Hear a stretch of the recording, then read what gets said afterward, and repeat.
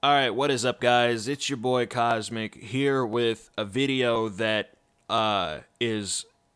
I'm making it specifically directed towards Josh, aka Derp the Jersh, aka Jersh Plays, aka Jersh TV or something. I don't remember all of your aliases, so I apologize for that.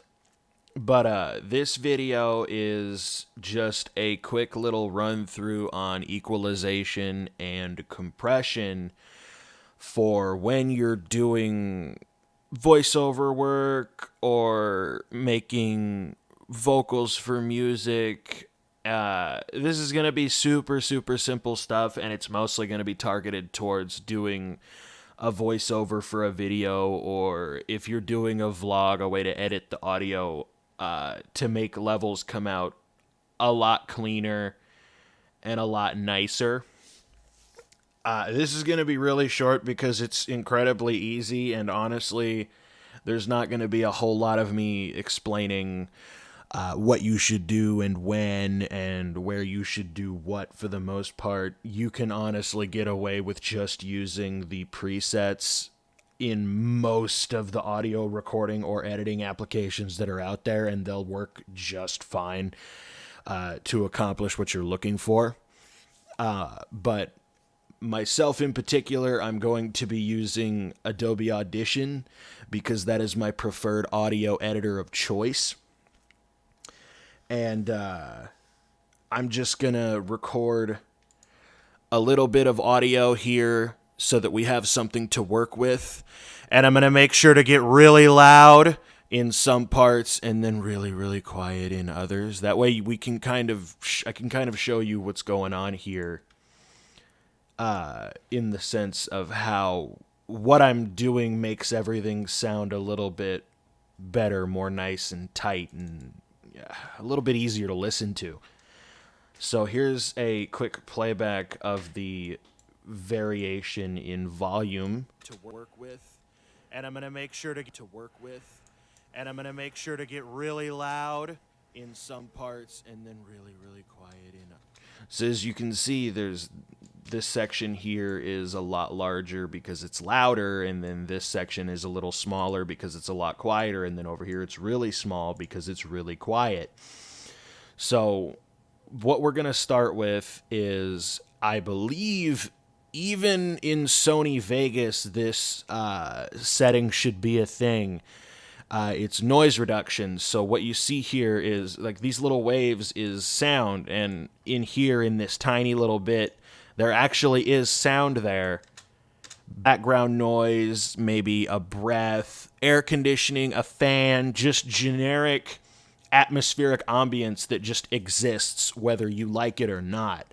And what you're going to want to do is find that quote unquote silence, is what most people will call it, quiet spots where there's no voice or what you're actually trying to record. You're going to highlight a section of that, and I know the hotkey to bring up the noise reduction effect, and in order to grab the profile for what decibels and sounds we need to cut out of the entire recording, you highlight the section of what you're looking for, which is this little teeny tiny bullcrap that's in the background, air. We'll call it air, and you're going to do capture noise print. And if your audio editing software doesn't have this, or you can't find it or can't figure it out, it's not a big deal, but it does help a lot.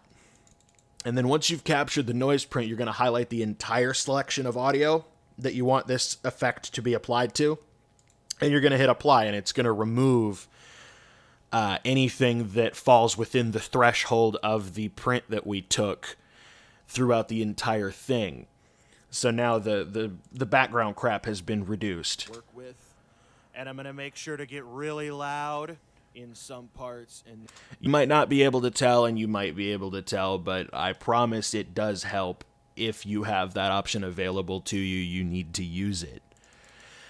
Now, the next part is the easy part. We're going to go into equalization, and I'm going to open my parametric equalizer. Now, you can use any equalizer. It really doesn't matter. I like this one, and I use the preset vocal enhancer for when I'm just doing what I'm doing right now, recording a video where it doesn't need any other effects. It just needs to sound a little bit better. But basically, when you're going in through equalization, your normal speaking voice typically will fall between the 2 and 3K range of hertz. So that's the frequency of the sound. And then the bass in your voice is going to be anywhere between the 100 and the 300 or even up to the 400 range. This entire back half here basically covers how bassy your voice is going to sound, how much of that boomy depth you can get into it. But for the most part, if you want to sound deeper or sound like you have a more calming voice, you can, up that a little bit. And it'll give you more of a bassier sound. But for like the normal range, you're probably going to want to focus on the 2 to 3K range. So basically what equalization does is you select those frequencies and you can either turn them up or turn them down. And the high end is what you want to turn down for the most part. Like nothing in the crazy high end range. Like if you have something that's just really, really sharp in your ear. It just sounds really, really sharp. You're gonna want to try to isolate that sound, find out what frequency it is, and turn that frequency down. So, for an example here, and I'm gonna make sure to get loud in some parts. You see how when I drag it by, it changes how everything sounds. Basically, one of the easiest ways to find and remove frequencies that you don't like or don't sound good is to grab one of these little nodules if you're using a parametric equalizer like this, where it looks like this, and you can do that. Just take it across the top and just scan across the entire spectrum of frequency. Find one you don't like, turn it down a little bit until it sounds better. And if you find a frequency that you do like, ergo with the bass, you're going to basically turn it up a little bit if you want to sound a little bit more bassy. So if I play with the 2 to 400 range during this, a little bit of audio here so that we have something to work with. And I'm going to make sure to get really loud in some parts and then really, really quiet. You see how when I take it all the way down, it pretty much removes all bass from my voice? A little bit of audio, and then when I turn it up too high, it turns up the bass in it, but it sounds terrible. So I typically just stick with this preset for vocal enhancer. If you have access to something similar to this and you want to maybe screenshot or pause and input these settings, feel free. Otherwise, you'll probably want to just kind of play around with it and tune it to your voice, because everybody's voice is different. And once you've got your settings the way you want them, you just apply the effect, and you'll see the audio waves shift a little bit. And then, boom, you've applied the equalizer effect. And then after that, the important one is going to be compression. So compression is basically taking all of these audio volumes that are just all over the place, where we have quiet over here and really loud here and kind of normal here, and it kind of squashes them so that they all kind of have a similar decibel level. It doesn't necessarily make it quieter or louder per se in that sense, but it won't be such a harsh transition from a quieter sound to a louder sound. I don't fully understand. I don't fully understand how to explain it, but basically what it's going to do is it's going to take these really loud bits and these really quiet bits and the normal bits and all that whatever, and kind of squash it down so that everything's at a nice, easy to listen to level. And one of my favorite ones is a dynamics processing effect, and again, I use a preset. I use the smooth vocal preset because it squashes everything in just the right way that I like. And it's pretty much as simple as that for the compression with this type of compressor for doing voiceover work.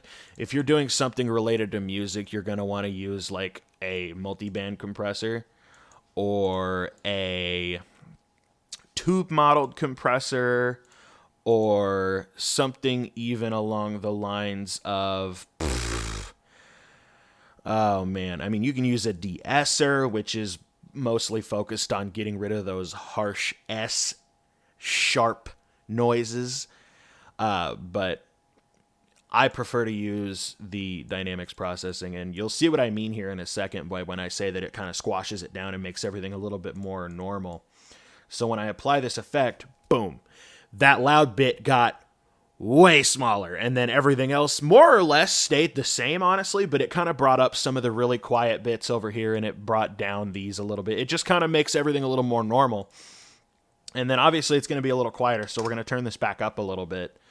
And you should be able to hear the difference. A little bit of audio here so that we have something to work with. And I'm going to make sure to get really loud in some parts and then really, really... And as you can see, that probably sounds a lot better if I play the old version. A little bit of audio here so that we have something to work with. And I'm going to make sure to get really loud in some parts. Can you tell the difference between the two? I mean, to work with, and I'm gonna make sure it's pretty night and day. It's pretty night and day, the difference between without and with the dynamics processing compression. With it, it just sounds significantly better. It's a lot easier to listen to. It's less harsh of a transition between quieter and louder voiceover. And honestly, that's pretty much it. You really just want to focus on the equalization and the compression. But most importantly, the compression. EQ you can kind of get away with ignoring, but that compression is going to help you in the long run when it comes to having all your volume levels right when you've got a loud portion or a quieter portion. Especially back to back, like if I go from speaking really quietly and then immediately go to being really loud. The transition is awful without the dynamics processing, and yeah, that's pretty much it. It's honestly that easy. But yeah, hope you enjoyed. Josh, I hope you put this awful knowledge that I've given you, I know I articulated it incredibly poorly, but I hope you were able to squeeze a couple of nuggets of useful information out of that, and I really hope you get into it and really up your audio game, because it will make all of your projects that much better. Peace.